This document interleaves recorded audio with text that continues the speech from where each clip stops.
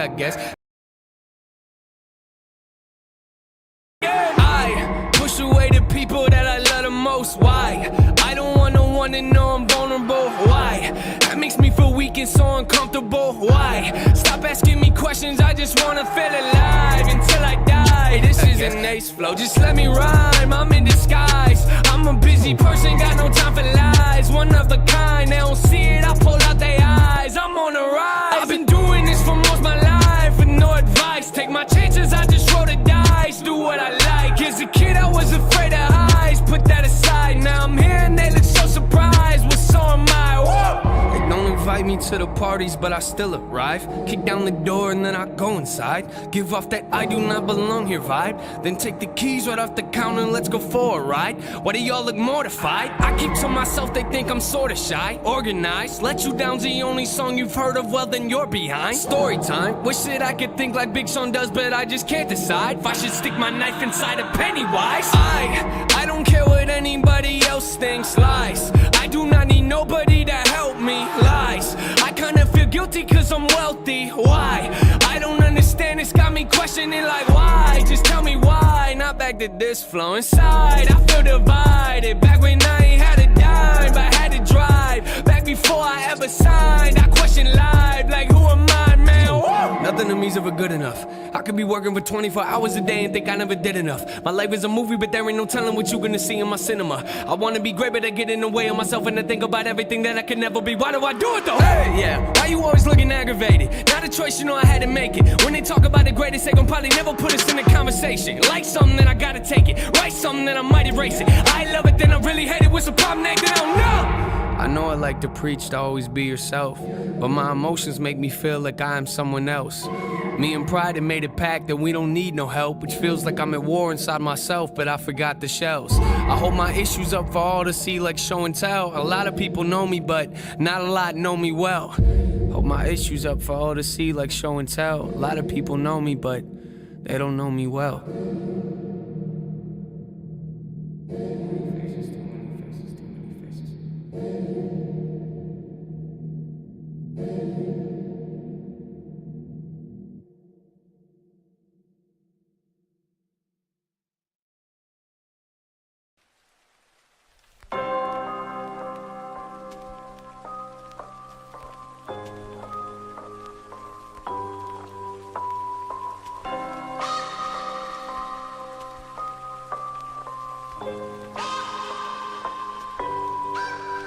Yeah, I got upstate like a month ago. I was talking to fans and one of them pulled me aside and said we never met, but I swear that you know who I am. I've been through a lot, I don't know how to express it to people. Don't think that I can, but I got that Mansion CD on rotation. That's real for me, Nate, you do not understand. It's crazy for me, kids hit me up, say they slitting they wrists on the daily. This music is more than you think, don't book me for just entertainment. It's entertaining, hearing these parents, they telling their kids my music is violent, you gotta be kidding me. I guess that your definition of violence in mine is something that we look at differently. How do you picture me? Want me to smile? You want me to laugh? You want me to walk in the stage with a smile on my face when I'm mad and put on a mask? For real though, I mean what you expect from me? I'm trying to do this respectfully. They say that life is a race, I knew my problems would probably catch up eventually. I do my best to be calm. How you gon' write me and tell me you slaughter my family? That's just a glimpse of the stuff that gets said to me. These are the parts of my life they don't never see. Woo!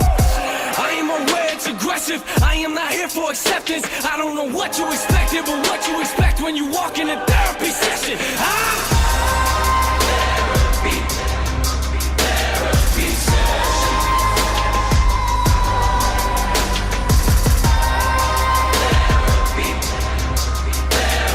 session. This girl at the show looked me in the face and told me her life's full of drama. Said her dad is abusive, apparently he likes to beat on her mama. I got so angry inside, I wanted to tell her to give me his number. But what you gon' do with it, right? You gon' hit him up, then they'll start hitting her harder, that's real.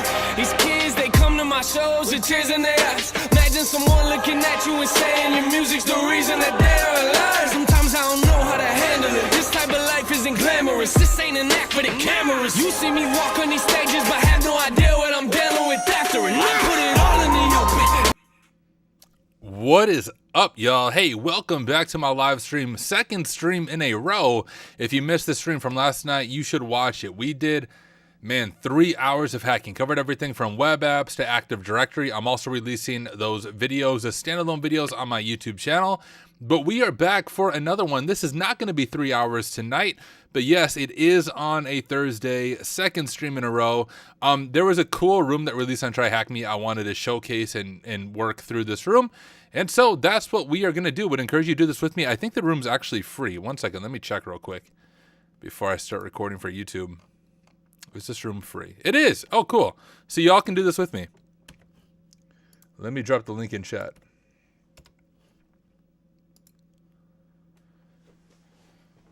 Cool little easy room that I thought was a lot of fun because it requires us to do some Python scripting. Pretty basic scripting, but I think it'll be a good room to teach, and we'll work through the script together.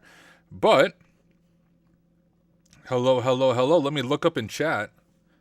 We got Ralph, we got Muhammad, we got Naidu Sasper. Dude, I don't know how to say your name, bro. InfoSuck, Jimmy, Garrett. Scrolling. We got Reed popping in. We got Vague Slayer. We got K-Drama Vibes. We got Lubeck. We got Austin Weaver. We got another Tyler. Amazing room. What is up, y'all? What room should I start with? I'm new and have been doing courses. You know, this room might be a fun one to play around with. Not like super realistic as it pertains to pen testing, but you might learn some good things through this room. So Tyler, just do this room alongside of me. And us two Tylers can do it, as well as all of you joining in. Let me make sure the stream is doing well in each platform. It looks like it is. All right. Beautiful. Let me get this stuff set up. All right. I'm going to start recording for YouTube, and we're going to make a video real quick. Oh, and I do want to say, guys, I stream on 3 different platforms, so you can join on whatever platform you want to join me on. But I am live right now on LinkedIn, YouTube, and Twitch. On LinkedIn and YouTube, I just stream under my name, Tyler Ramsby, and over on Twitch, I stream under the name Hack_Smarter. So LinkedIn and YouTube is Tyler Ramsby, Twitch is Hack Smarter. You can join on whatever platform works best for you. I will do my best to monitor the chat on all the different platforms and answer questions and explain things as we go. But super excited to have you here. If you're new to Hack Smarter Live, this is when I make my standalone videos for my YouTube channel. So we hang out, we do Q&A, and we also knock out some rooms and learn together. So that's what we are going to do. I'm going to start recording for the standalone video for YouTube right now. We'll do another intro for the YouTube people. Need to get my YouTube voice on. Hey, what is up, everyone? Welcome back to another video. In this video, we're going to dive into a new room on TryHackMe called PyRat. At least I believe I'm saying that right. PyRat is an easy rated room on TryHackMe, but teaches some unique concepts and requires some Python scripting. So I wanted to work through this room together. I'll do my best to explain everything that we are doing, and this really is a beginner-friendly room. Now, some of the Python scripting might be a little difficult, but I think once you see us put the script together, it'll make a lot of sense to you. So even if you're brand new to coding, brand new to scripting, I don't believe this room is out of your reach. Like, we will go through this, we will learn this together. This is a free room. So even without a TryHackMe subscription, you can do this. So you have no excuse. So if you're watching me live, I dropped the link to this room just a little bit ago in the chat. But if you're watching this after the fact on YouTube, hey, go ahead and pull up this room, start the machine, and then do everything right alongside of me. One of the best ways you can learn isn't just watching my videos with me, but as if we're sitting down together and we're working through this together. And also, if you do have questions about anything that I'm doing, either watching live, let me know in the comments or in the chat. And if you have questions after the fact, you're watching the standalone video, hey, let me know in the YouTube comments. Believe it or not, I try to read every single comment on my YouTube channel and do my best to also respond to them. So if you have questions, drop them in the comments and I will do my best to get back to you. But without any further ado, let me share my screen. Here we are on the main TryHackMe platform. And as of today, the newest room is this PyRat room right here. So we will click that room. And I already started the machine just so we don't have to wait for it to boot up. but that's the only thing I've done. You can see this is a free room, so anyone can deploy a virtual machine in the room, which means you don't need a TryHackMe subscription to do this. Go ahead and get Kali booted up, get your black hoodie on, your Kali booted up, and boot on the machine. But the first thing that we are going to do is grab our IP address right here. We will open up our terminal. I'm going to go over to Tyler TryHackMe. We'll make a directory called PyRat, drop into PyRat, see if we can ping our IP, and we can. And what I like to do is right away add the IP to what's called the etc host file on Linux. This is how your Linux machine knows how to resolve an IP address to a host name. So if you think about like a cell phone, when you call your friend John, you don't have to type in John's number, you just type in his name, and the phone book on your phone resolves John's name to his phone number. Well, that's the same thing that etc host does in Linux. So we can go ahead and do that. We'll do sudo nano etc host. Nano is just a simple text editor in Linux. You could also use Vim if you would like. I use both back and forth, and we will paste in our IP. I'll hit the tab key to jump over to here, and this is pyrat.thm. We'll do Control X in order to save it, type Y, and click Enter. Now, if we go ahead and ping pyrat.thm, we are good to go. So step number 1, add pyrat over to your etc host file so we don't have to remember the IP, and we can just refer to it by pyrat.thm. Now, if we look over at this room, there's definitely some interesting things here. So let's read through this and see if we can understand what is going on. It says PyRat receives a curious response from an HTTP server, which leads to a potential Python code execution vulnerability. With a cleverly crafted payload, it is possible to gain a shell on the machine. Delving into the directories, the author uncovers a well-known folder that provides a user with access to credentials. A subsequent exploration yields valuable insights into the application's older version. Exploring possible endpoints using a custom script, the user can discover a special endpoint and ingeniously expand their exploration by fuzzing passwords. The script unveils a password, ultimately granting access to the root. So we have a very verbose description here. One thing that's going to be helpful is for us just to break this down. So let's pull up our notes right here, and we'll say, hey, here is our scenario. And I meant to paste that in that text box. I don't know why it didn't paste it in the text box. We'll change this over to plain text. And we'll also want to turn on word wrap real quick. Wrap code. So let's see if we can break this down a little bit.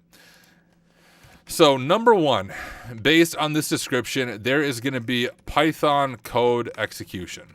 So that's pretty clear. Somewhere we're going to find this on the machine, Python code execution, that leads over to a reverse shell. We can see that right here. With the cleverly crafted payload, it's possible to gain a shell on the machine.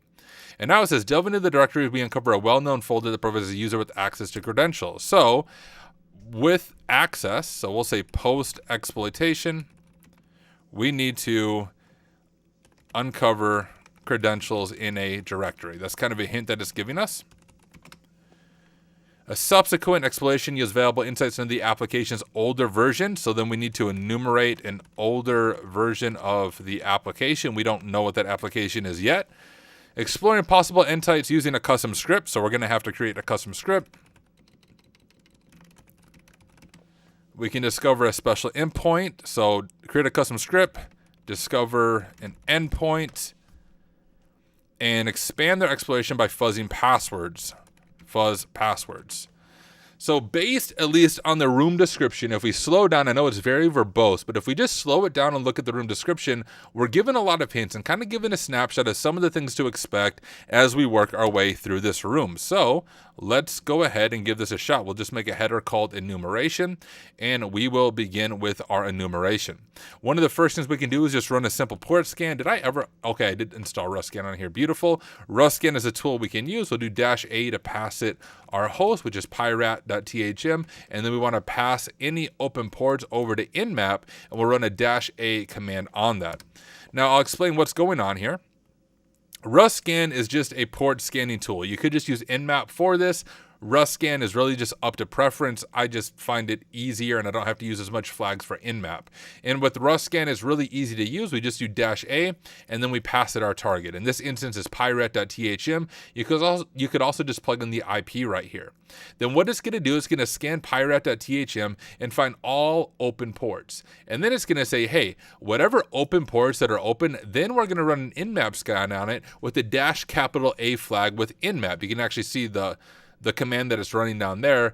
-A just means essentially throw all of the enumeration scripts at every port that is running. See what is running on, for example, what's running on port 22. It's going to be SSH, but try to do banner grabbing. See if we can figure out version information on SSH. We have 8,000 here based on the room description. That's likely a web server. And so same thing, do a bunch of enumeration on this web server and see what we are able to find. In the meantime, we can do some basic enumeration ourselves on this web server. Mohammed said, what is the endpoint, sir? Our endpoint is to get root based on the room.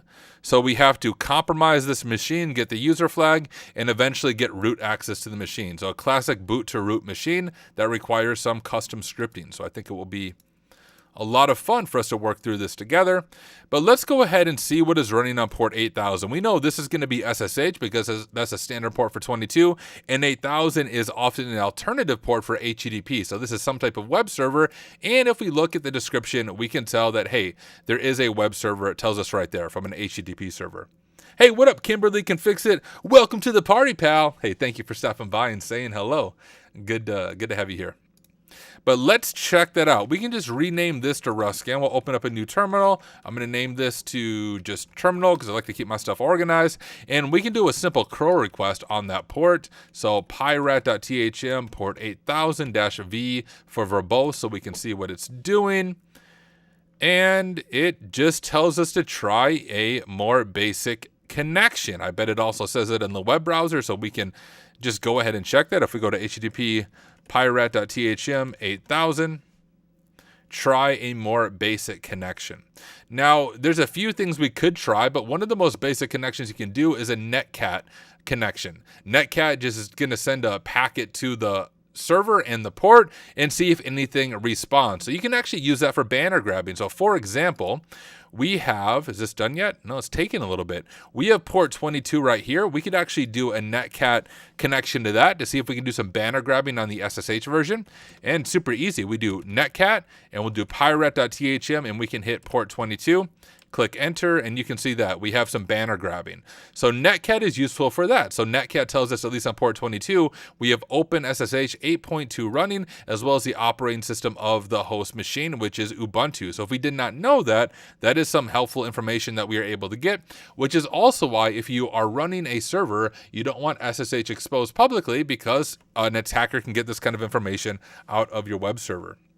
We got Reed as well, Team SC. What is up, y'all? We got the whole Team SC party. Yeah, watch out for that Flaming Donkey APT. Scary APT there, the Flaming Donkey. But it says try a more basic connection. So instead of 22, let's try to hit that connection on 8000.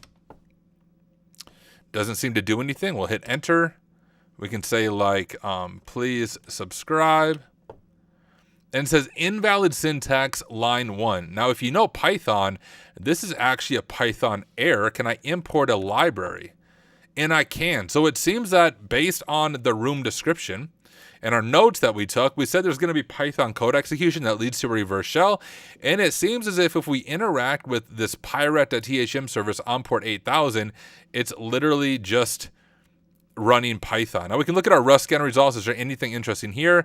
And no, it just kind of freaked out. But we can see this. We have a simple HTTP on Python. So that just means I ran the Python-m module for HTTP on that port. So quite interesting, definitely unique. We can go ahead and just grab this and add it to our notes so we have the scan result. So let's do that. We'll change this over to bash. And there we go. We have our scan results right there. And we can also begin to try to get some type of code execution on here. Now, if we jump back over to this, we can close that out. We'll just start again. And we can see if we can find some Python reverse shells. So reverse shell cheat sheet works for me. We'll go down to Python like so. And we can just try one of these. So we don't need the python-c command because it's already running Python. We just want to actually copy the Python code itself, which is right here. We will copy that, open up a handy dandy notepad. paste that in there. And a few things we need to update. We want to update the IP so it matches our IP up there. Yours is going to be different than mine if you're following along. So we'll change this to 10.13.46.224 like so. And 1337 because that's what a real hacker would use for the port. The rest of that looks good. And let's give that a shot. So we'll open up a new tab. We'll set up a Netcat listener on port 1337. And now we have this Netcat command right here. Let's just see if we can get code execution on there. And we were able to. So we have a shell as www data. So we'll just call this our shell. We can do ID, sudo-l, just some basic enumeration. We don't know the password, so we can't check for sudo privileges. It's going to error out 3 times. What am I taking notes on? I'm using Notion for taking notes. I don't have that set. I could give us a stable shell, but I'm not going to because I always forget the syntax. So whatever. I'm apparently can't even look at this directory. We're in the root directory, so that's odd. This Pyrat Python module is actually running from root, but we get a shell as www data, and we can't do anything because we, of course, don't have root privileges. Let's go back out to the file root. We do lsla. If we go over to home, what users are we working with? We have think, and we can't go over to think. We're not able to access that. So we need to find some credentials. Now there's a few different things we can do. We can experiment with. Let's pull this up. And if we do just like Linux credential hunting, there's often some really basic scripts we can run that might find something, might not find something. We could try, what's this going to show us? Hunting for interesting strings inside of files. So this is just grepping for strings and is printing out the color, setting all of our errors at dev/null. And it produces a ridiculous amount of results because it's going from the root. We can just try this because YOLO. Let's see what happens. Let's see how bad this looks. It's going to find password in a bunch of different places. As you can see, this yeah, this is not going to be helpful to us, I don't think.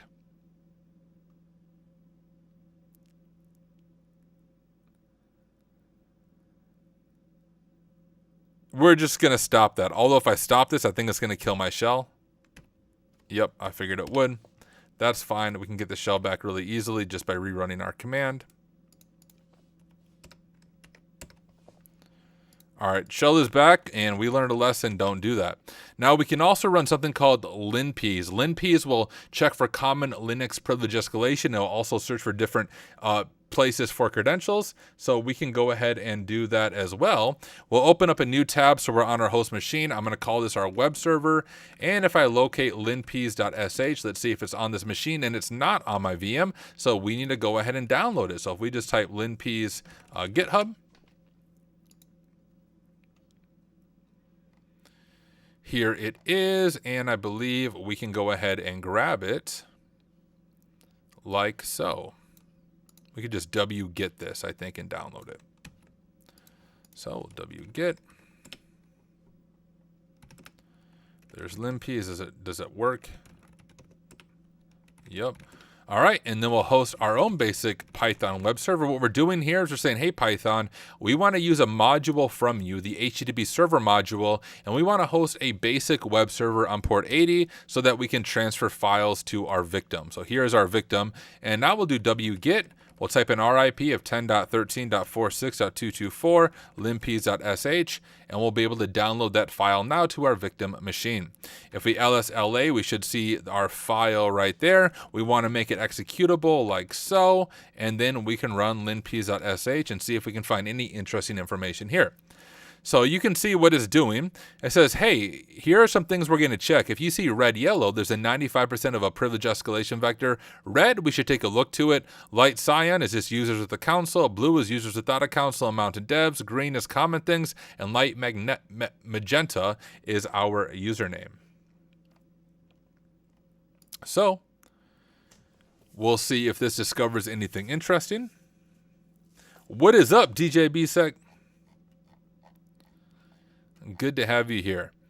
So if you do this enough, you'll notice things that are often false positives, like I doubt we're going to be abusing the pseudo version. So we can scroll, nothing interesting here. There's AWS information. This would be helpful on a real pen test, but not helpful on a TryHackMe machine. It is in AWS, so you'll see that in every TryHackMe machine. And you can exploit this. Every once in a while, people tell me, oh, they're all vulnerable. These are technically AWS credentials, but they're not attached to a role, so they can't be exploited. Trust me, I tried to hack TryHackMe with these AWS creds, and I was unsuccessful. That's how I know they don't work. Look through here, see if there's anything that just stands out to us.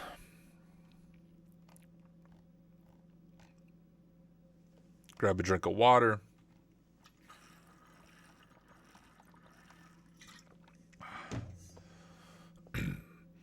Nothing super interesting yet. It's interesting it's listing on 25, but don't know if that'll be super helpful. We have our users, the council, root, and think. So right now we're trying to get into the think user so we can get the user flag, because although we have a reverse shell, we still don't have the user flag. We need to grab think's credentials. So far, nothing is really standing out to me. Oh, this is interesting. We have a .git directory in op/dev. That is definitely unusual. So let's drop that in our notes.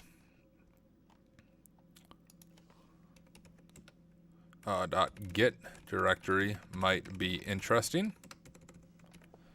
We'll drop that there.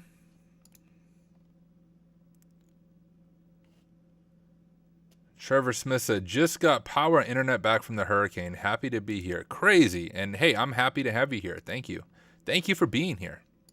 And yeah, glad you're okay. Craziness.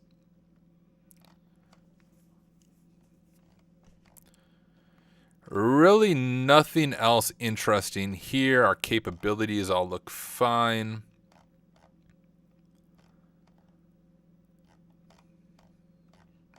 Looking for passwords, it's not finding anything with its searches.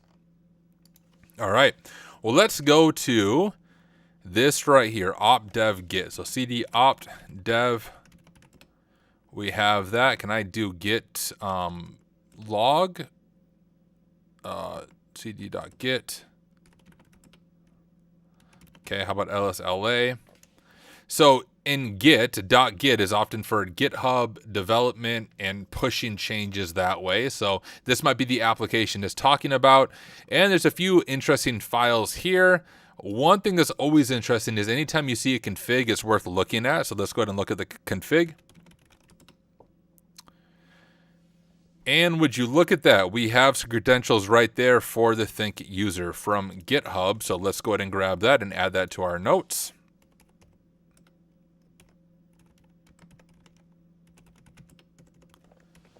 All right, we got those there. And so let's try those out. We'll just close our web server and let's try to SSH as this Think user at pyrat.thm. We'll say yes. Jump over to this and grab our Thinking Pirate. Fingers crossed. And we have access. Okay. I can't type that. ID, we're not in the interesting groups. Can we sudo L, type in his password, and we can't run anything. But what we can do is get the user flag. But I am going to see if that pops up. 1 second.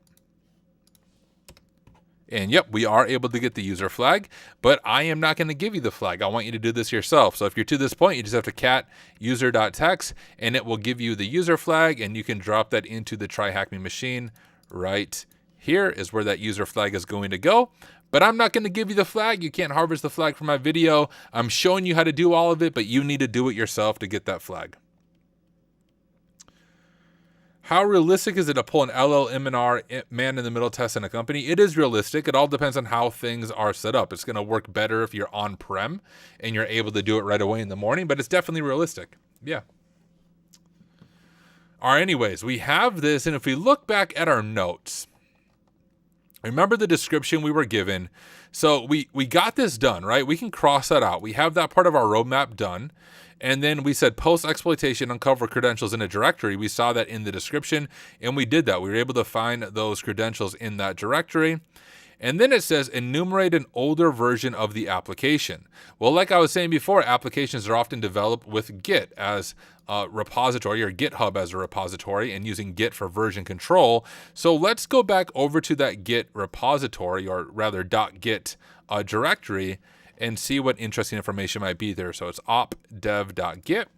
So we'll cd to opt, if I can type. And here we are. If I do git, I think it's git log. Okay, it is. So when we have access to a .git, we can do git log and see all of the different commits that were created. These are commits that show changes made to an application. And it says here, we have a comment that they added a shell endpoint, and we have this commit ID right there. If we want to see what they actually did, I think the syntax is git show, and then we can grab this commit ID and copy in the commit ID like so. And we have some information here. Let me look at chat, make sure I'm not missing anything. Yeah, we have like Team SC in the building. That's amazing. Thank you everyone for stopping by, showing your support, hanging out with me. Hopefully you have your black hoodie on. Mr. Diesel Dog said, hey Tyler or chat, anyone know any good resources to learn the blue team side of things? TCM Security just released a certification on a junior SOC analyst. I think that would be a really good place to start. The course for that is taught by my good friend Andrew Prince, aka MalwareCube. I think that's his YouTube name, his handle.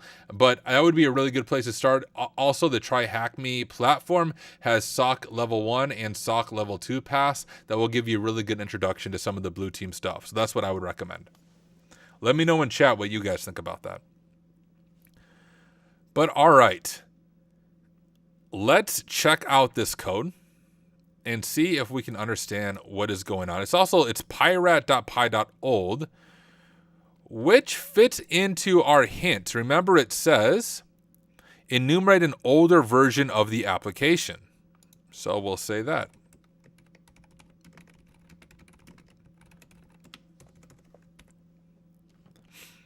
And we'll see if we can understand what is going on here. But I think, hey, we did this much of it based on the description.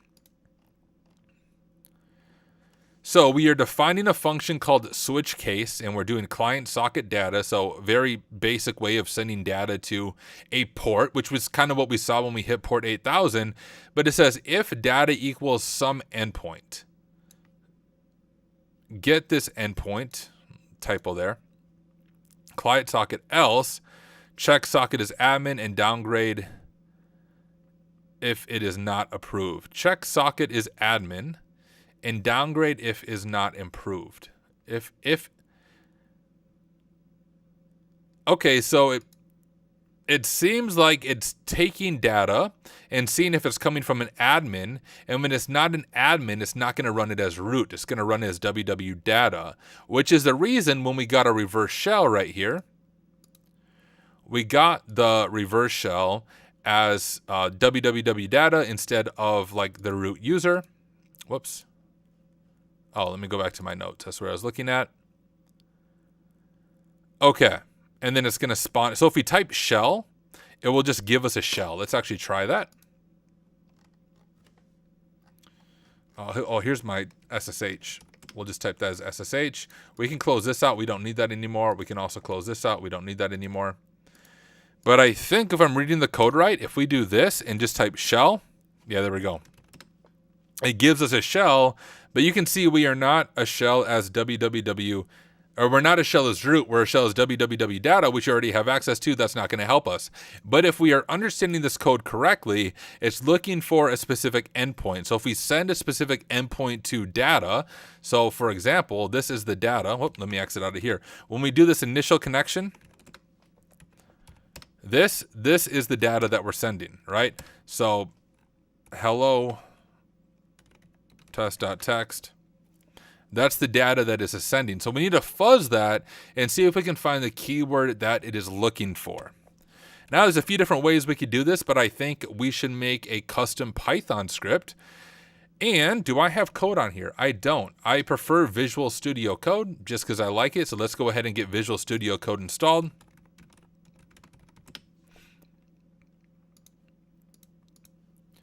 And we are, of course, on Linux, the greatest operating system around.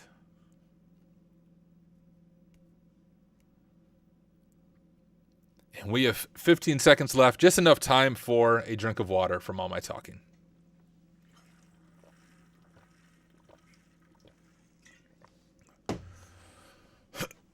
All right, 8, 5, 4, 3, 2, 1. Blast off. All right. CD, we'll go over to my downloads. If I could do my home. Oh my goodness, I can't type. And we'll do sudo dpkg I, and this, is it code? Yeah, there we go. We'll go ahead and install Visual Studio Code. What's TCM? TCM is TCM Security. They have the Academy. Since we're having questions on that, this is TCM Academy. Y'all need to check it out. It's incredible, and they just opened a free tier. They also have a bunch of free content on YouTube. So even without a sub, there is some incredible content here. I will drop a link to this in the chat. Oh, this is my Academy account, but I dropped a link to that in the chat for you guys. Tyler, you're saying Linux is the best because of Bieber Linux. What the heck is Bieber Linux, bro? No, I'm saying it's the best because of Hannah Montana Linux, not Bieber Linux. This, guys, I think when I hit like 50,000 subscribers, we should do an entire Try Hack Me or Hack the Box machine on the Hannah Montana Linux distribution. Like, do our entire like pen testing on this Linux distro would be amazing. So 50,000 subs, we're gonna do it. We're gonna launch up Hannah Montana, and we're gonna pwn some machines with the Hannah Montana distro. But all right, let's say yes. All right, cool. We have it installed. Let's go back over to home. Tyler, Try Hack Me. Pyrat, and we'll do code right here.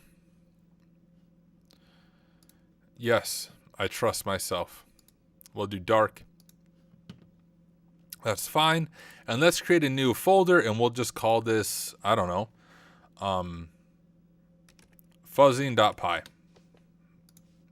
Shall we? So what do we need to do with this? Let's try to think this out. If we go over to our notes, here is what we need our application to do.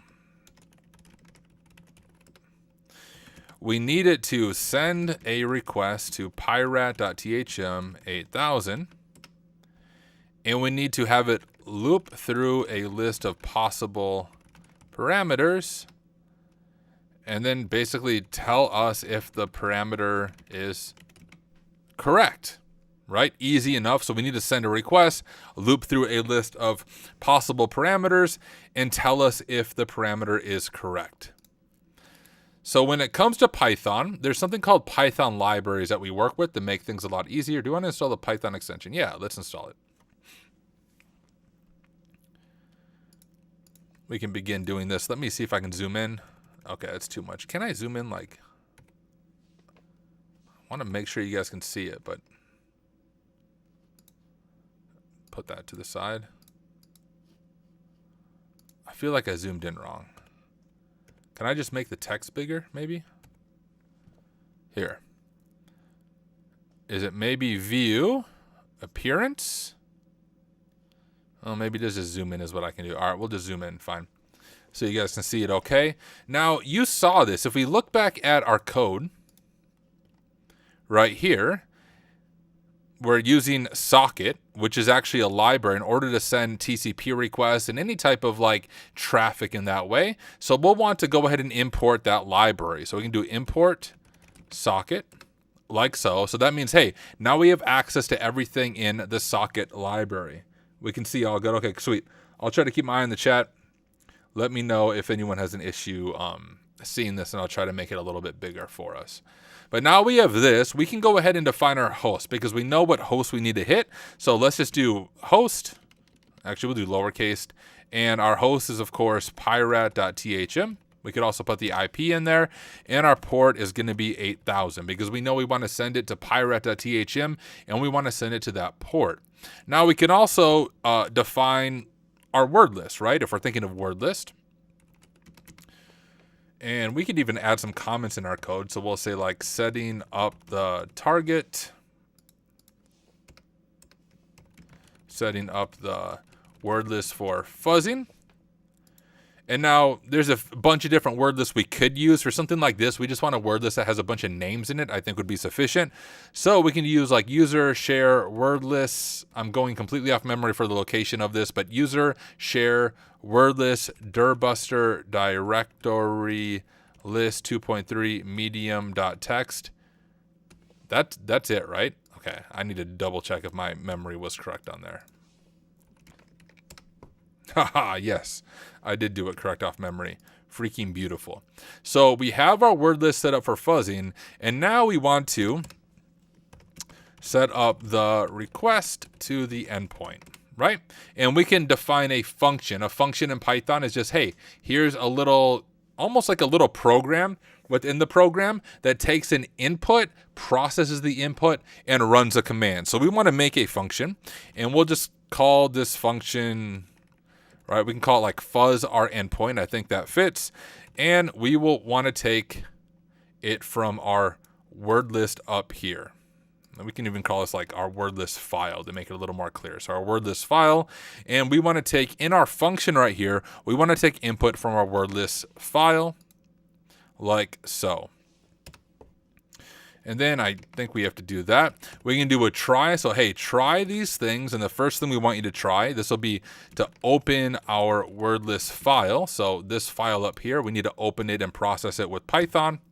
And so we can do, let's see. No, not a comment. There we go. With open word list file. And then we would want to do R. I also think we need a comment here. R just means read it. If we don't do an R, it tries to write to it, which means it would try to overwrite our file. We don't want to write or add input into our directory list. We want to read from our directory list, and that's why we're doing the R there. So as file, like so. And now we want to loop through everything in this file. So if we look at this file, for example, you can see it's just a bunch of different input that you can usually use for directory brute forcing. Oh, waiting for part 2 of K2. Part 2 of K2 will drop on, I think I have it scheduled to drop on Friday, tomorrow. Yeah, part 2 of K2 drops tomorrow, I'm pretty sure. I think. Watch my YouTube channel and you'll find out if it drops. But you can see we want to go through each one of these and pull each word down in there. So with this open as file, what we want to do is we'll say for line. Now, this right here can be anything. We could say for payload, for word, whatever it is. That doesn't matter. We're doing a for loop right here, but we'll say for line in file because we defined it as file up there. There's a few things that we want to do. One is we'll define another parameter and we'll call it our command because this is the data that we are going to send. And we want to go ahead and strip any white space, any new lines. Otherwise, when you send it, now I actually ran into this issue on another TryHackMe machine. Geez, what machine was that? I think it was something with bypassing CAPTCHA. And I was stuck for the longest time because I was doing exactly what I'm showing you right now, but I did not strip out the new lines at the end of my password list. And it was trying to send all my passwords with the /n on the end as a new line, and none of the passwords were working. I was like, what the heck is going on? Why is this not working? Because I forgot to do this. So with this, it's going to open up our word list file. All right, so try with open where this will open the file for a line in file. And we can even add a comment here so we know what's going on. Clean up all the new lines and junk so I don't get mad. There's my very in-depth commenting that I'm going to do. So with our command here, now we need to actually make the connection to our pyrat.thm on port 8000. So we'll say establish connection to the server right here. And what we can say is using the socket library. We actually saw this a little bit when we were looking at the code that we discovered in the .git directory on the target machine. We can say with socket.socket. This is just a standard Python syntax for this. I have to sneeze. All right, try not to sneeze into the microphone. With socket.socket and socket.afinet, I believe. You can even see it helping us out there. Once again, this is just typical Python stuff for making a request like this.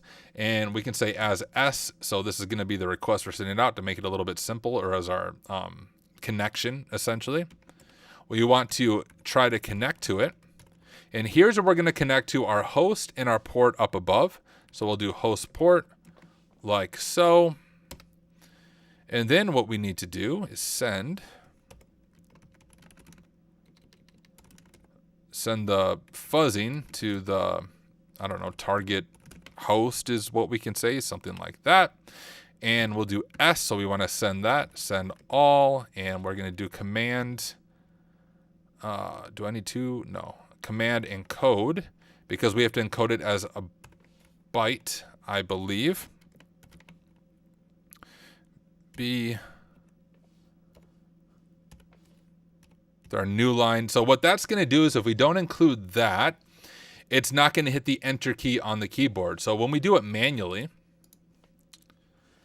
let's do netcat pirate.thm 8000, and I just type, for example, data.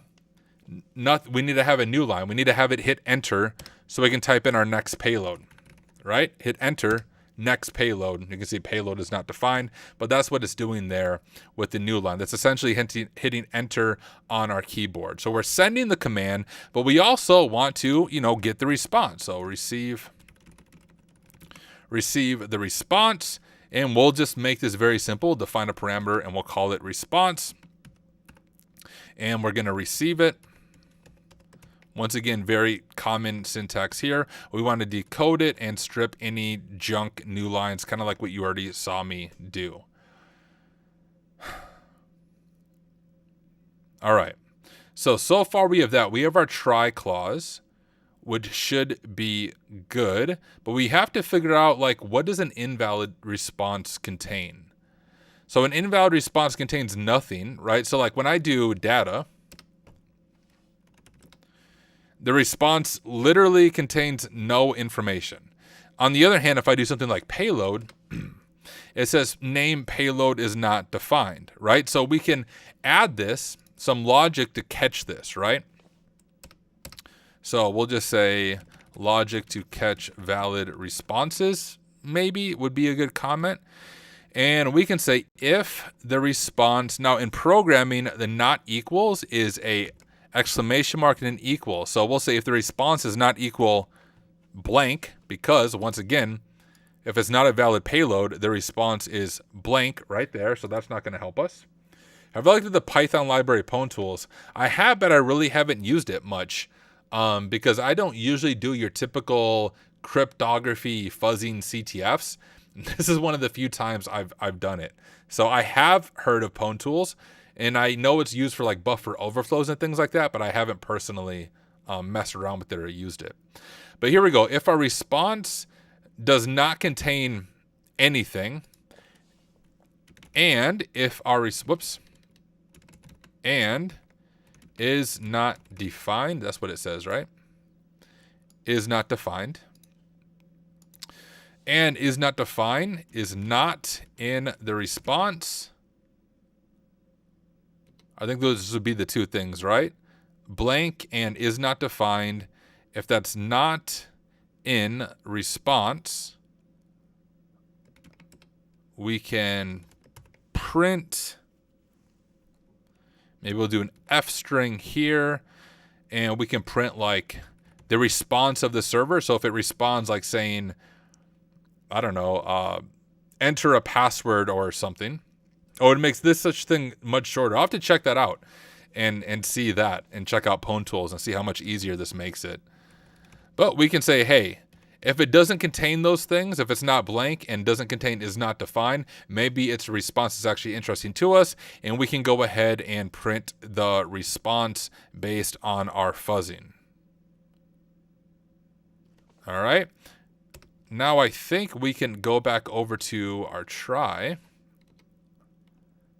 right here, and we can say except if we get like a file not found error, which is a common thing. So if we try to fuzz with a payload that doesn't exist, we can print something like, bro, you're using a payload, or you're using a file that doesn't exist, homie. Right? That's exactly how a real developer would type that, I'm pretty sure. And we can also do like an except if there's a exception, we can catch it as an error, and we'll pray F like dog and error occurred, and here is your error. All right, I think we can finally do it. So then we'll say, hey, just run the function, and see what I all messed up, because I am sure it was a lot. Like so. And then we'll do fuzz endpoint, file,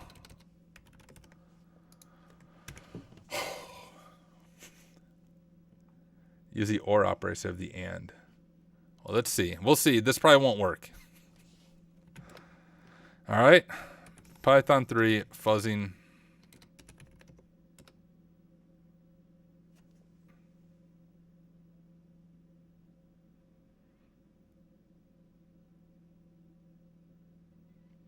I don't know if it's doing anything. I should maybe add some print statements to this. We'll let it run. Oh, it is doing something. We have another error. Okay, stop. Response leading zeros in decimal integral literals are not permitted. Whatever. Okay, that's fine. Let's add that. So this is terrible code, but you know what? Freaking YOLO. If it works, is it really terrible? I don't know. So, oh wait, if and is not defined is not in response, and leading zeros not in. Oh, why do I not have word wrap on? All right, if response does not equal anything, and is not defined, is not in response, and leading zeros not in response. My code's terrible. I know, guys. But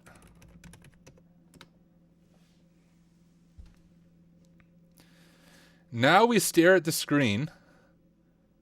You would not get your PR approved. Hey, it doesn't matter. Now, I will say, guys, here is the big difference between programming and scripting. I am like barely a scripter. I'm mainly a script kiddie, but I am not a programmer, and I don't even try to play one on TV. When it comes to ethical hacking, you don't need to know how to be a programmer, but it's helpful to know how to script.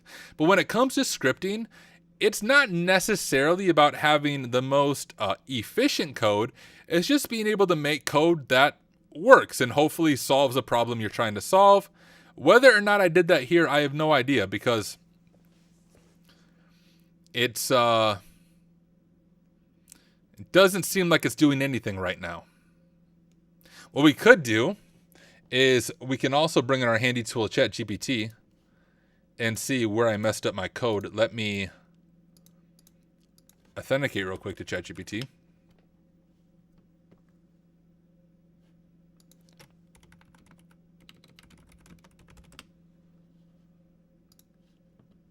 All right, we have our robot friend. Oh, we got another response, invalid syntax. Well, I've only seen that once, so we'll ignore it. Let's ask GPT if there's anything wrong with my code. How terrible is my code here? Hey, look. Okay, guys, we'll just stop here. Your code looks pretty solid for a simple fuzzing script. We're going to ignore he doesn't see any areas of improvement. Oh! But you guys know the issue? So it's responding with password, which seems to be wanting a password. But you know what we didn't do? We don't know what prompted that. We're printing the response, but we're not printing the payload that triggered the response. So we might want to add that, right? So we can say like command, and we can just do command like so. Whoops. And we'll run that again. All right, hallucinating. He probably is. All right, let's see his areas of improvement. Let me break it down and offer suggestions to make it more efficient, readable, and reliable. Improvements. Currently, you're opening and closing a new socket connection for every single word in your word list. This can be incredibly slow, especially if your word list is large. Well, that would make sense while it takes forever. You should open the socket connection once and reuse it for each request rather than opening and closing it repeatedly. All right.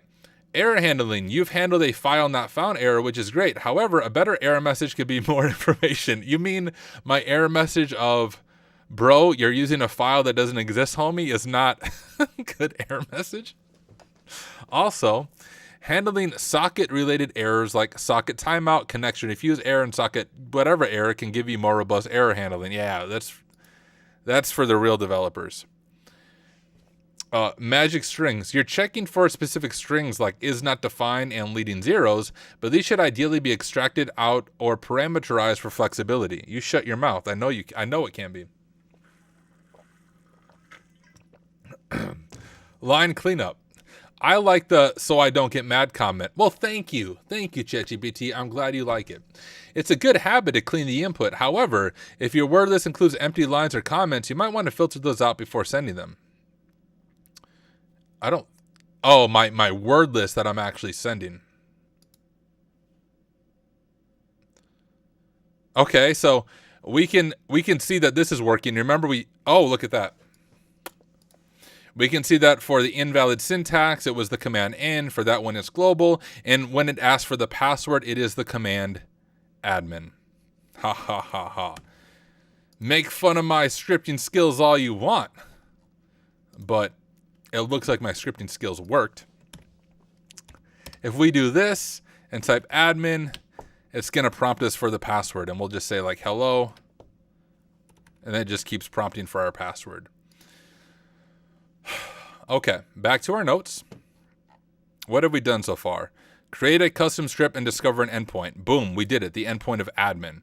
And remember, if we can get that password based on the logic of the application that we found, we'll be able to run it as root. So now we need to do a similar command right here, but I'll go through the whole thing again because I recognize it's a little bit confusing as we're making these Python scripts, but we want to do something similar again, but instead of doing what we did of finding the endpoint, we're going to try to fuzz for the password. So let's go ahead and make another file, and we'll just call this password.py maybe. And we can follow kind of similar syntax here, but we can close our fuzzy one right there. We'll do the same thing, import socket, and I think we'll also want to import sys for system.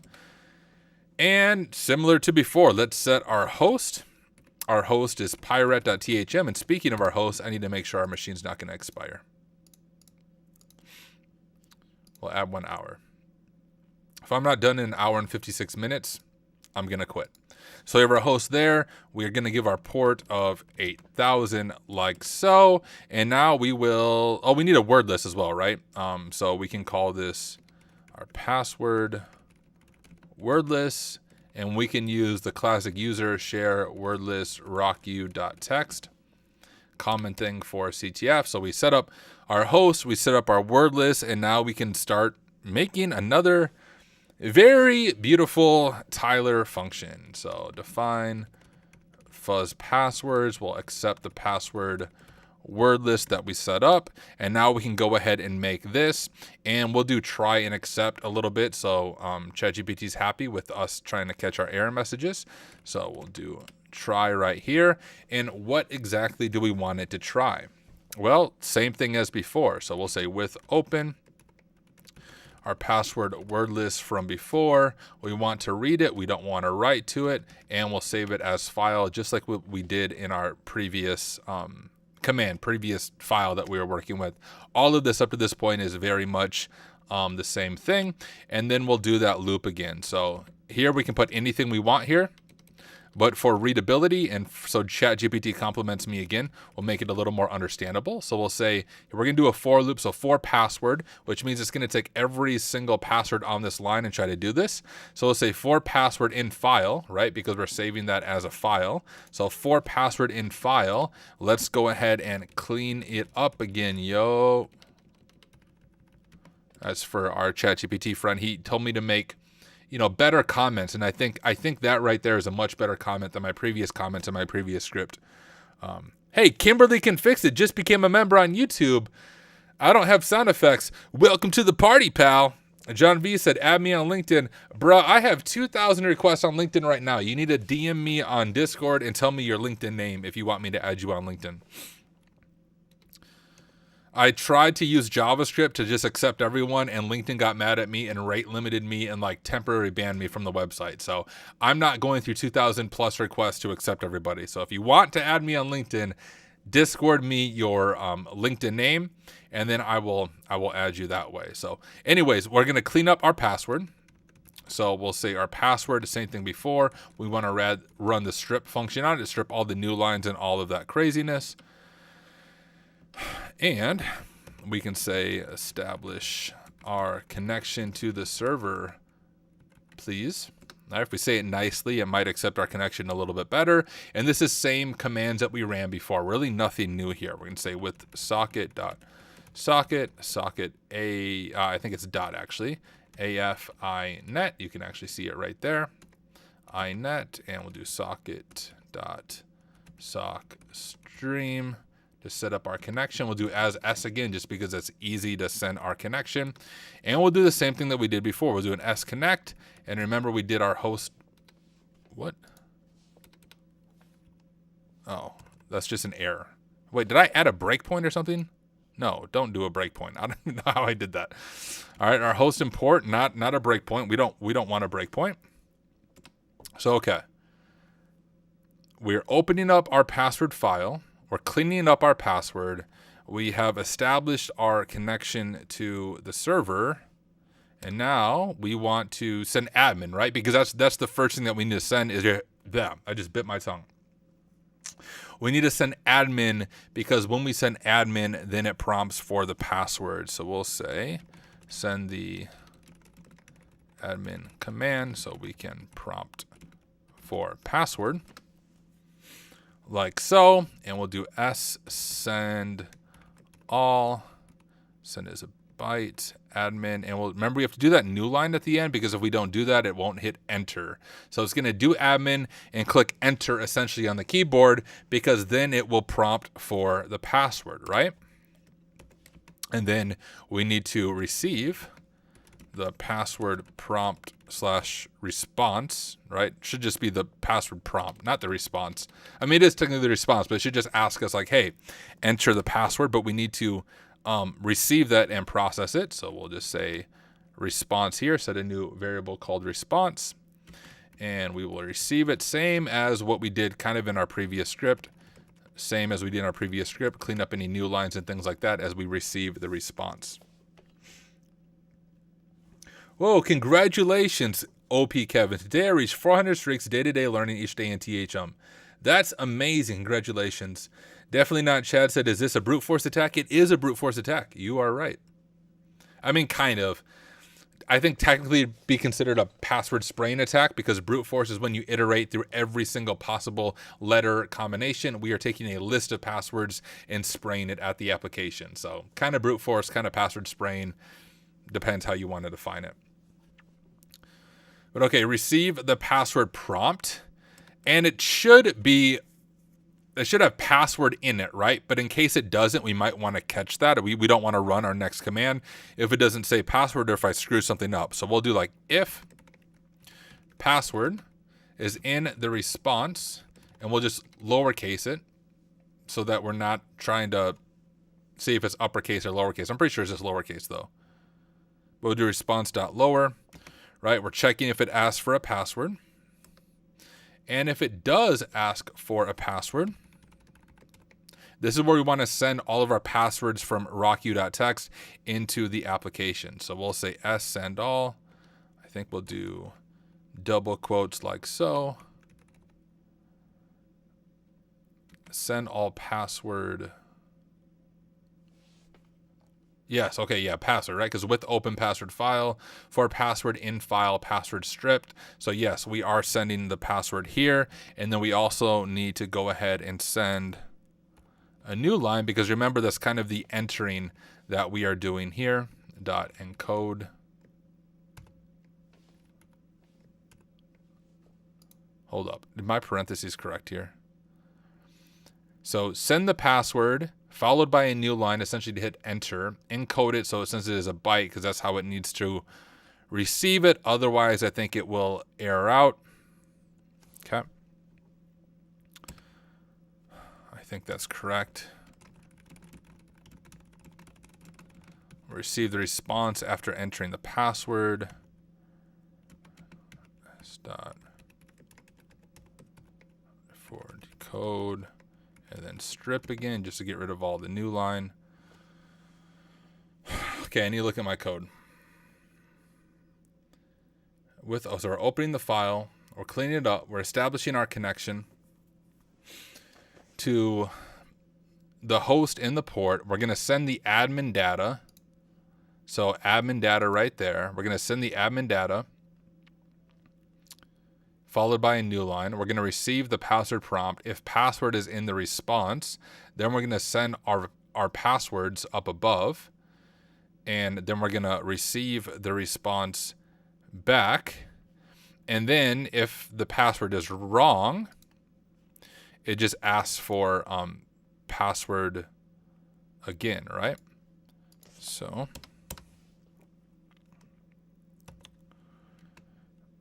check if the password is correct, or if it's still asking for a password like that. And we'll do my ghetto code before if password in response lower than, right? Continue. So like just keep doing what you're doing. Continue. Else we can print like, congrats, Leet Hacker.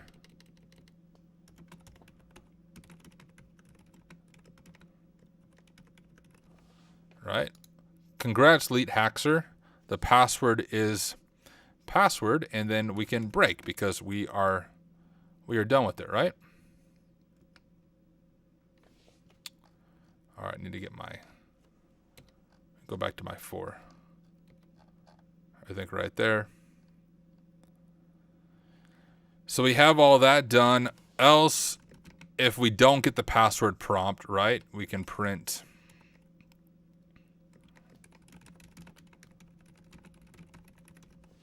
you suck, no password prompt received. I think that fits the descriptive taste that ChatGPT wants me to do in my code. I think that will help. And then we can also say, whoops, print you suck, no password found, and break. And our try clause starts right there. So we need to close that out with some except. So we can do the same thing we did before. File not found error. We can do this, print lol, use a real file, noob. Just like that. And what was our other except that we did? I don't even remember. Yeah, we'll just do that same thing. Whoops. Exception as E dog, an error occurred. Let's say YOLO run it. Fuzz password. Yeah, password wordless. Thank you, because I couldn't remember what it was called. And I defined that up there, right? Password wordless. Save it. Cross our fingers. Wait for everything to break.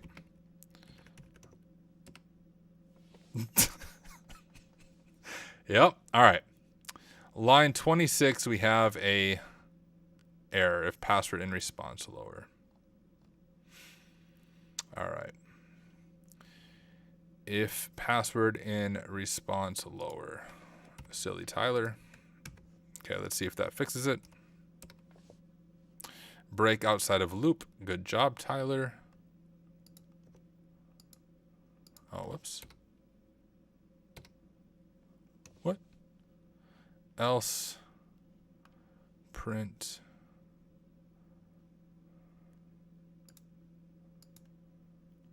Oh, yeah, it is outside of it. Can I just delete? I don't need that. All right.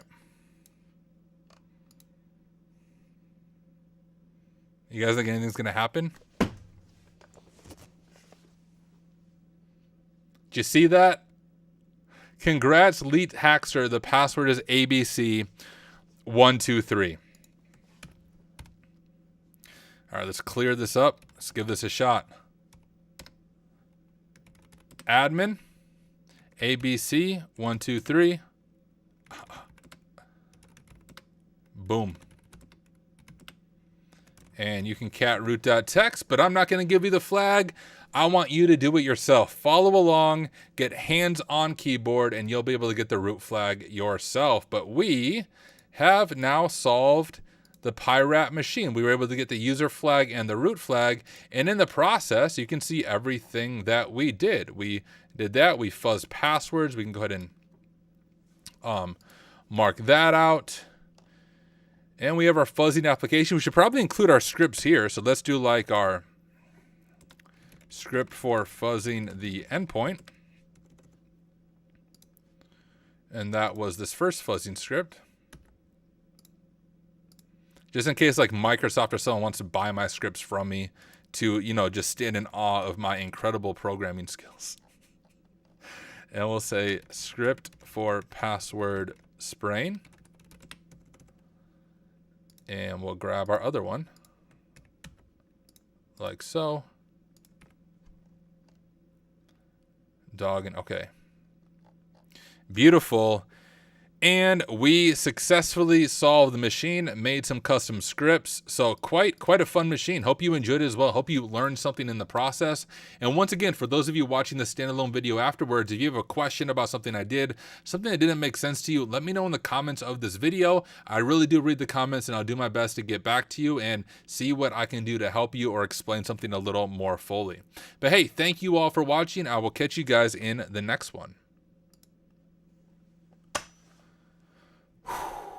Remind me again what you use for note taking. I use Notion. Here, I'll type it in chat.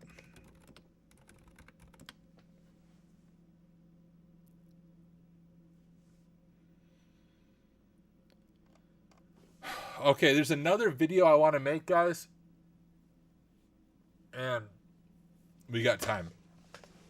I recently created a script that allows you to exploit cross-site scripting. So I wanted to create a short video on how to detect blind cross-site scripting and how to exploit it to steal cookies. We actually do that as part of the K2 room on TryHackMe, and I demonstrated in that room, but I wanted to make a shorter standalone video that just teaches detecting and exploiting cross-site scripting. And so let's make that video right now.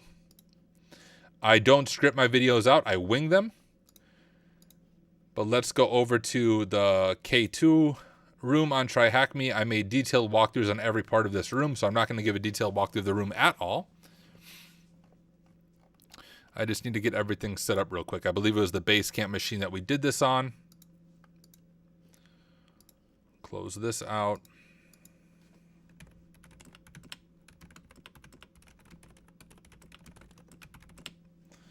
And we'll do that. We'll open up Kaido rather. I know, I agree. We hack so much for this password, ABC123, very secure password. It is, I mean, same password I use for my bank and everything else that's important is ABC123.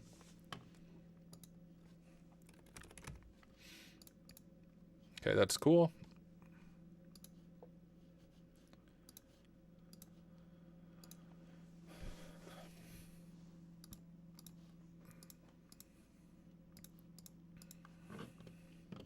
All right, we got to give this a second. And then I'm trying to remember where the cross-site scripting is at on this machine. Let me actually pull up my notes. Let me get Notion pulled up on my other screen real quick.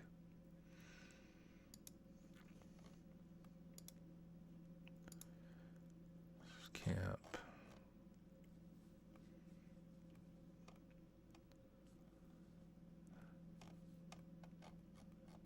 Do.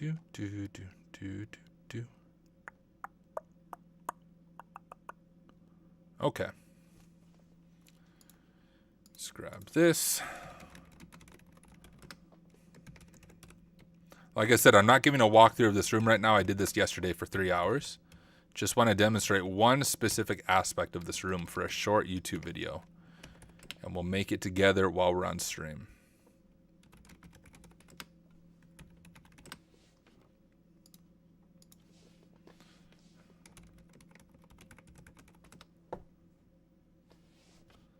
Okay, we're going to make an account real quick.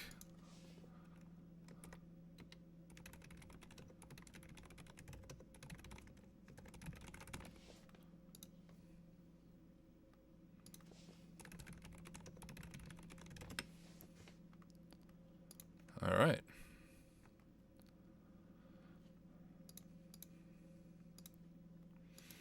All right, that's everything we need.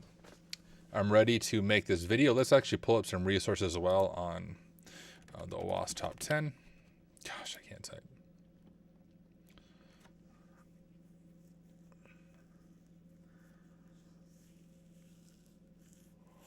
"2021's the most updated version, right?"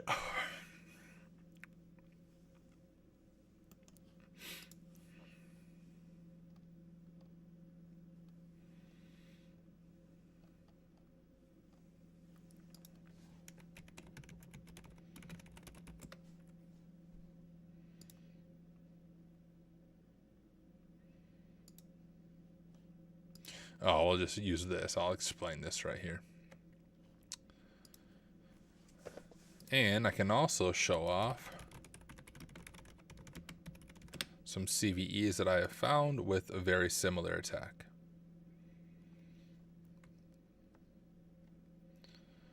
All right. Cool. Now, if you're new to HackSmarter Live, this is when we kind of hang out together, do Q&As, but I also make my standalone videos during these live streams. So this is kind of like a behind the scenes look of how I create YouTube videos.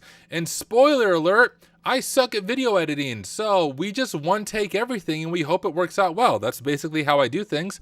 I don't script my videos. I literally just wing it. I hit record and I say whatever comes to my mind and hope the video turns out okay. So that's exactly what we are going to do. And I guess some quick self-promotion. If you don't follow me on YouTube, you should. YouTube is my main platform where I post all these like standalone videos and such. So if you don't follow me here, come follow me. Would be awesome. I try to come out 2 to 3 videos every single week. But all right. I need to think of an introduction on cross-site scripting. I'm also going to turn off chat on both places just in case we have a troll come in. I don't want to re-record my video.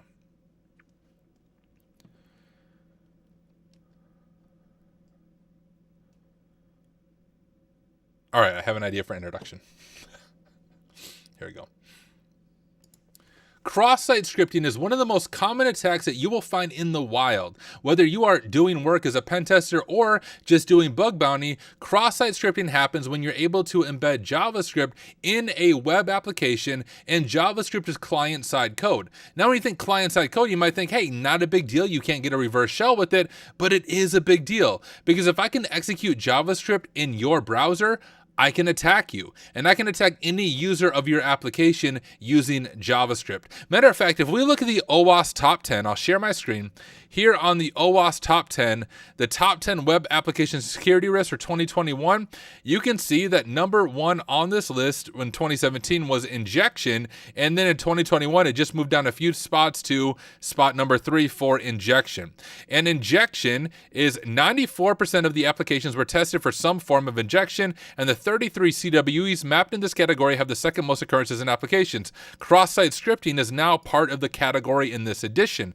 And to show you this in the real world, why this is important to understand and how to exploit, here are some CVEs that I have found. So you can see Tyler Ramsby, that's me. I published these, but these are 8 CVEs or 0 days, and this is an entire write-up on how I was able to use cross-site scripting and a messaging feature to elevate my privileges in an application to an administrator, then run another application on the back end and get full file read access on a real application as the root user. So this is showcasing the impact of cross-site scripting. In other words, this is a very real vulnerability, and if you want to be a pen tester, be good at bug bounty, this is a good vulnerability to understand. So, in this video, I'm going to teach you how to detect blind cross-site scripting. So when you can't actually see the results of the payload, how to detect blind cross-site scripting and how to exploit it specifically to steal a session cookie of the victim user and then authenticate to an application as them. So without any further ado, let's go ahead and dive into this. Now I'm going to showcase an aspect of this K2 room on TryHackMe. So want to give a shout out to Adrian3689, actually a TryHackMe staff member, really awesome person who made the K2 room. I have a detailed walkthrough on every machine on this room on my channel, but this one I just want to show you the cross-site scripting, how we can detect it, and how we can exploit it. So here is our application. You can see we logged in, we made an account, and we have a ticket system. And it says, hello, please submit your ticket. So I'll say, hello, I lost my password. Description, I'm a noob. Help, please. And if we hit, we'll go ahead and capture this Kaido real quick. And if we hit submit on this, we'll send this over to replay. See if I can zoom in for you guys a little bit. And we will hit send. Now on the response, it says ticket submitted successfully. It will be reviewed shortly. So we know that there is another person, since this is a CTF, it's really like the headless browser, but there is another person or a headless browser looking over the application. And if we're able to embed JavaScript, we might be able to exploit them and steal a session cookie. Now we can see when we look at our own session right here, there's a cookie set for our user, and it is a session cookie. Now, one thing you want to check when it comes to cookies or a sensitive cookie like a session cookie is see if the HTTP only flag is on. If that flag is on, that means that JavaScript cannot access a cookie and you can't actually steal the user's cookie. So let's first check that. Let's see if it would even be possible in the first place to steal the cookie. So let's check the cookie settings of that session cookie. In Chrome, we can do that going up here. We'll go to more tools, developer tools, and we actually have it right here. So if we go to application, cookies right here, here is our session cookie, and we want to see what flags are set for it. And you can see the HTTP only flag is not set, and neither is a secure flag, which means it can be transferred on non-secure networks without SSL or TLS. So that's a bad deal. And I do see this in the real world with sensitive cookies that they do not have the HTTP only flag set, which means when I get cross-site scripting, I can steal that flag. Now I do pen testing for a living, and I would say at least once a month, if not more, I discover cross-site scripting on real web applications while I'm doing pen testing. So this is not a theoretical exploit. This is something you will encounter in the real world. So we can verify it does not have the HTTP only flag. So if we can exploit this, we might be able to steal a session cookie. Now, first we need to figure out, hey, we don't see anything reflected here. So how do we figure out if it's vulnerable to cross-site scripting and if a user is looking at it? Well, first, let's go ahead and start a Python web server. We can do python 3/m. It should be server 80. This is going to set up a basic web server on port 80. So if we get any hits back to us, we know that it works successfully. And we have two fields that we can fuzz, a title and a description. And we can do a script that will just reach out to us and ping us if our victim user opens it. And we can do it this way. We'll do our script tags here, and we want to specify a source, and our source is going to be us. You can see my IP up there. So my source is going to be HTTP 10.13.46.224, and we can just call this the title.js. So we know that, hey, if this is the one that triggers, we know it came from the title, and we're going to go ahead and close out our script like so. And we're going to do a very similar thing in the description. We can close this out, grab this, and we will just copy this over to the description right here. But instead of title, we'll change this to description, so we know if this one gets triggered, it was in the description field or it was in the title field. Now we do have to URL encode this, and in Kaido we can just right click, convert, replace, URL encode, and same thing right here. We will right click, URL encode like so, and we will click send. Now, it submitted successfully, it just sent the payload over to our victim. And if we look over at our Python web server right here, our hope is that we are able to get a hit on our Python web server, and we're able to see that the payload went through. And I'm just going to double check. Let's see if I made any mistakes in here, because I often do. We have script, source, specifying our source. And you know what? I actually made a mistake. So this is not going to work. I made a new mistake by not putting parentheses around here, and we'll have to do that to both of those. So let's go ahead and right click right here, URL decode, and let's add in our parentheses around our source. And I think that's my only syntax error. I'm sure I made another error and it's probably not going to work again, but let's give it a shot and see if it works. So we're URL encode that again, grab this one, and we will replace URL encode. So we have title, description, and we will click send. Ticket submitted successfully. It will be reviewed shortly. And there you go. We can see our victim actually did hit it, because you can see our IP is 10.13.46.224, and we have an IP of 10.10.148.227. Clicking on this ticket, and it's triggering from the description.js field. So that tells us the title is not vulnerable to cross-site scripting, but the description is vulnerable to cross-site scripting. So good information for us to use. Now, the process for stealing a session cookie is somewhat complex. You have to set up various JS files, set up a PHP web server. But here's the thing, like probably you, I always forget the syntax. So when I forget the syntax of things, I make scripts to do it for me so I don't forget. And I will drop a link to the script in the video. But if we go over to my GitHub, Tenebrae93, here's my GitHub. You can find all my scripts here. I have this cross-site scripting cookie stealer. And you can see what this is. It's a simple Python script that will set up a PHP server for stealing cookies and provide the payload that is needed. We'll go ahead and grab this code, copy it to our clipboard, and we will clone that over to our machine. All right. And if we ls, we can cd into our cookie stealer. And if we Python 3 run it, do h, it says how to use it. So it says we need to just specify our cookie stealer and pass it our IP. It will create a web server directory containing the index.php and a script.js for capturing the cookies, and then starts a PHP server on port 80 to serve these files. So let's go ahead and give it a shot and see if I wrote the script correctly. So let's pass it our IP of 10.13.46.224 like so. Hit enter. And it set up our development server right there on port 80. It created our web server directory, and it even gave us the payload that we needed. So let's go ahead and grab this payload. This time I can't possibly do a typo because it literally gives me the payload. Make it as easy as I can on myself. And there's our payload we want to put into our description.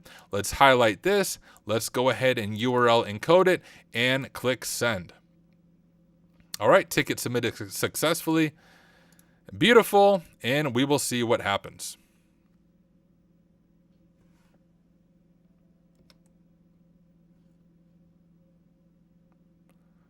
Hopefully, something happens. Oh, hey, there we go. Just took a second, so you can see right there, it is sending me the session cookie of our victim user right there. We can even close that out. And if we go over to our web server, we can cat out our cookies.txt, and we have the information there. It's going to print you the victim IP as well as the cookie.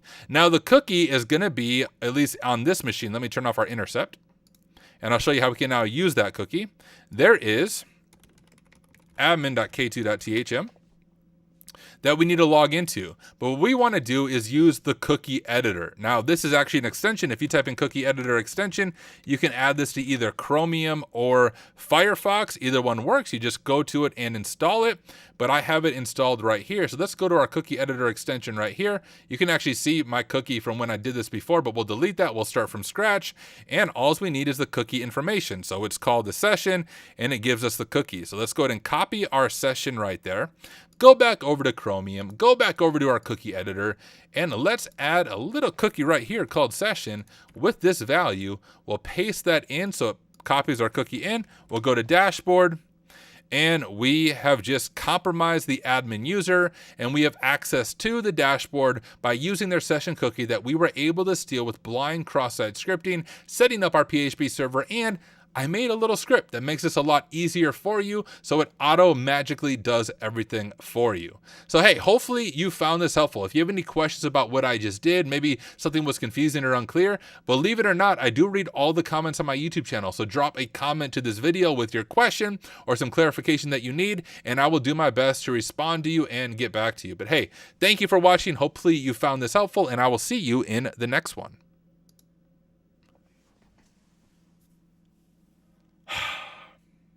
Wing it, y'all. One take, no prep. If you had one shot, one opportunity to seize everything you ever wanted, would you capture it or just let it slip? Yo, palms are sweaty. Vomit on this sweater already. I don't even know the song. Good enough. All right, guys. It's been an hour and a half. I streamed for 3 hours last night, so I'm not going to keep streaming tonight. Gonna get these videos processed, get them so they're ready to be uploaded to YouTube. But I do want to say thank you.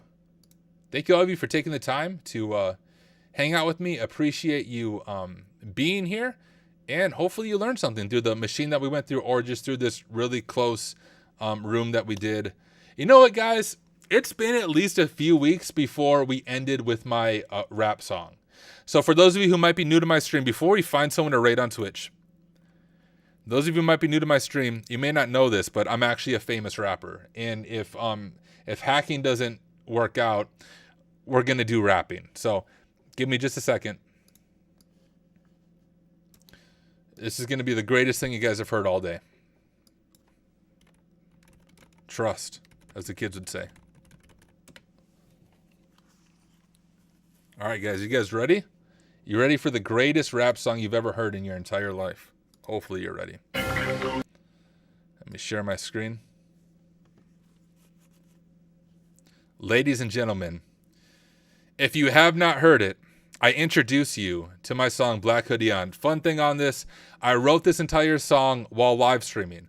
I recorded this entire song while live streaming, and I mixed and mastered the entire song myself while live streaming. So this is original production created by me. If you go back through my live streams, you should be able to find the streams where I did all of this on stream. So here you guys go.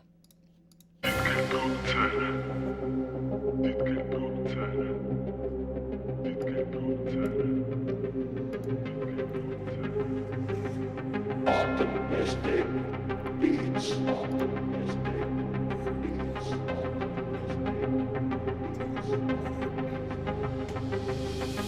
Got my Cali booted up, yeah, it's time to hack.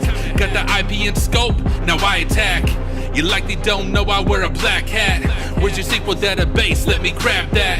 And all the people in the place saying play that. Even if your password's hashed, I'm gonna crack that. Let me go and pass that back with the fast track. We can think it's slow or fast, I got the hash cat. Even if it doesn't last, I'm gonna grab that. Every kind of persistence and I will come back. Responders gonna listen and I'll get that call back. Someone tell Eminem I'll never fall flat. Cause unlike all of them, I don't sound whack. I can rap, I can hack, yeah, all that. Cause unlike all of them, I don't sound whack. I can rap, I can hack, yeah, all that. Got the Cali booted up in my black hoodie on.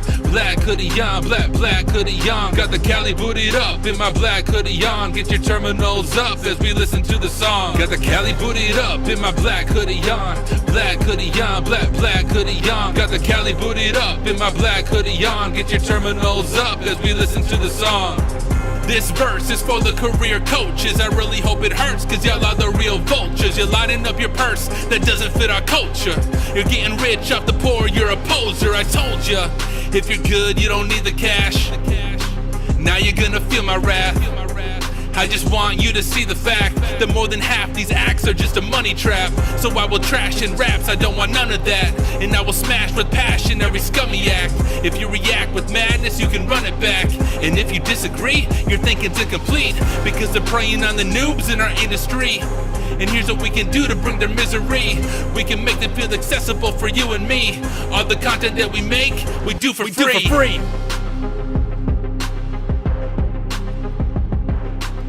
There you guys go. You can get that on my YouTube channel, free download.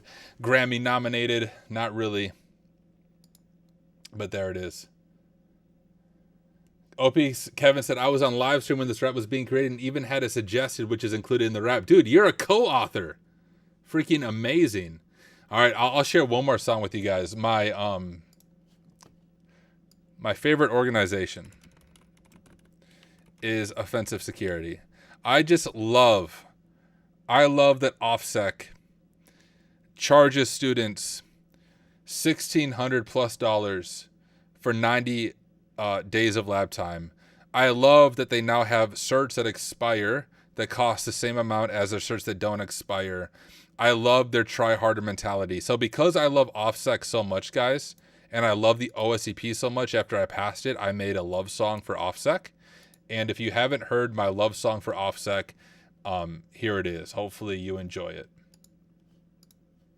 I want to tell you guys a story. Let me take you back to December of 22, almost a year ago, when I passed the OSCP exam. Now, I passed it on my first attempt in 8 hours, but I was beyond frustrated. Matter of fact, I almost came to the point where I left pen testing altogether. I spent $1,500 of my own money. I did not have an employer who could pay for it. Spent $1,500 of my own money to get what amounted to a bloated PDF in a broken lab environment and a Discord and a forum filled with riddles because people didn't want to give away too much information about the educational environment. I am sick and tired of gatekeeping certifications. I am sick and tired of overpriced cybersecurity education. This song is dedicated to TCM Security. Try hack me and hack the box, making cybersecurity actually accessible to other people. Let's go.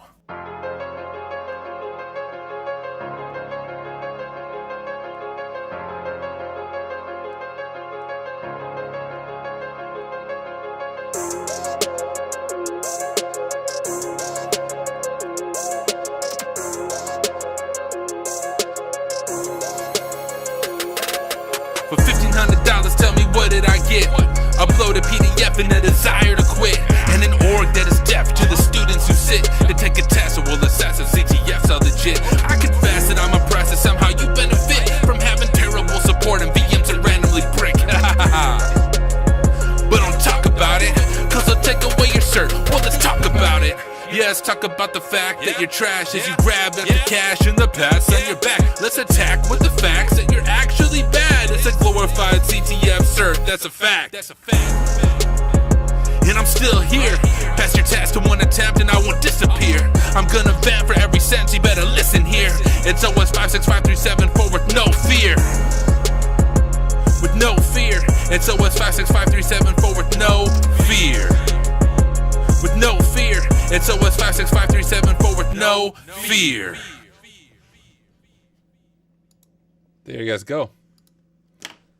That's my love song to my favorite organization of all time, Offensive Security. And now, what's even crazier, guys? Check this out. If I can find their blog real quick.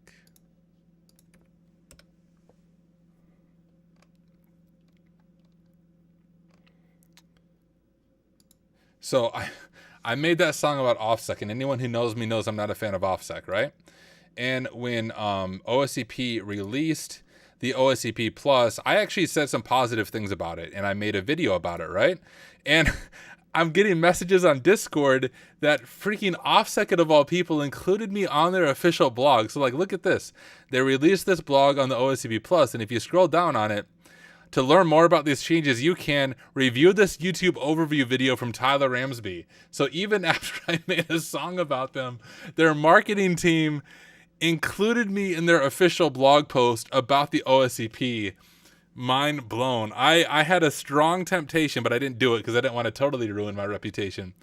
I had a strong temptation to change this video, right? This goes to this video I made about the OSCP with apparently ads, but changing that video to the rap song dissing them, I thought that would be like the total freaking hacker thing to do, but I didn't do it. It was cool of them to include me in it, but not only did I not get my OSCP taken away after making a song dissing them, they promoted me. So thank you, OffSec. Appreciate it. We have a very strange relationship together, but I'll take it. But the craziest thing is, guys, when this happened, I had at least a few people comment on my video, basically telling me I was like an OffSec influencer, like OffSec was paying me to say positive things about them. And I was like, guys, I literally made a rap song about how much I hate OffSec. I assure you, OffSec did not sponsor my video. They will never sponsor my channel, and I wouldn't accept the sponsorship if they tried to. So it was a legit honest video. The people who just discovered me through this blog post just assumed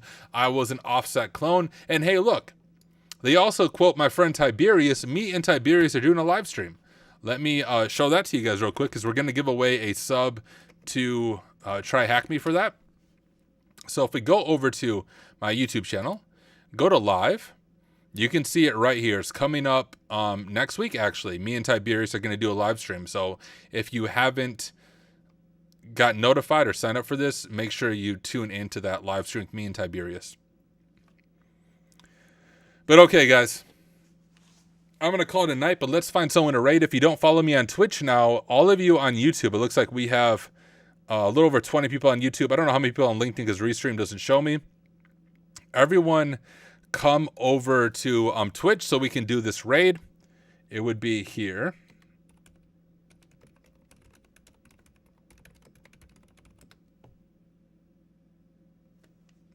So come join the Twitch channel Hack Smarter. That's where I'm live on Twitch. And let's see if we can find someone to raid. infosecstreams.com. We have, okay, this person, he does a Spanish stream, but I always like showing my support to him, and when he's on, I like to raid him. So even if you don't speak Spanish, hey, let's show this person some support. The raid phrase, if you're new to Twitch raiding, when you get into the raid, you say hack smarter, not harder. That's our raid phrase. He will know who we are, and let's just show him some love and some support. So that's who we are going to raid. Kindly send the link here. I will raid that, so don't worry. You'll automatically go to the link. That's how raiding works. I'll get it all set up. Harrison Wells says, hey, Tyler, I recently failed my first attempt at the PJBT. I got both workstations, but not the domain controller, and was told to study more post-compromise. Any good advice before my next attempt? I would do the Active Directory networks and Try Hack Me, specifically the post-compromise ones, and I almost guarantee you the methods covered in those Try Hack Me AD networks is going to be more than enough for the PJBT, would be my advice. But okay, let me get this raid set up real quick. Log into Twitch on my other screen. Advice. But okay, let me get this raid set up. We don't need to hear myself talking to myself. Let me set up the raid. We'll do raid. Grab his name. All right, raid has been created, ladies and gentlemen. Come join the raid. Once again, the raid terminology is hack smarter, not harder.